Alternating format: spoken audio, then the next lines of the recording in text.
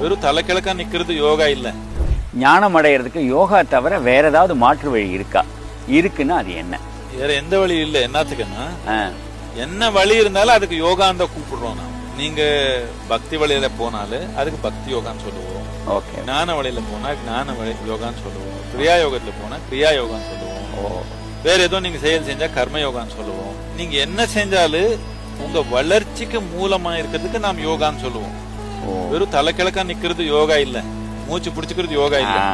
உங்க வளர்ச்சிக்கு அடிப்படையா இருக்கிற நீங்க எந்த ஒரு செயல் செஞ்சாலும் அது யோகா தான். அதனால யோகா தாண்டின ஒரு வழி இருக்குது அப்படி கிடையாது. எந்த வழி இருந்தாலும் அது யோகா தான். நீங்க ஒரு இசை பாடியே நீங்க வளர தன்மை இருக்குது. பாட்டு பாடியே வளர்றவங்க இருக்கிறாங்க. இதுக்கு நாத யோகான்னு சொல்லுவோம். ஒருத்தர் டான்ஸ் ஆடியே வளர்றாங்க, நாட்டிய யோகான்னு சொல்லுவோம். இன்னொருத்தர் மந்திர சொல்லியே வளர்றாங்க, அவருக்கு மந்திர யோகான்னு சொல்லுவோம். நீங்க வாழ்க்கையில எந்த ஒரு செயல் செஞ்சாலும் உங்க வளர்ச்சிக்கு அது அடிப்படையா இருந்தா அது யோகா.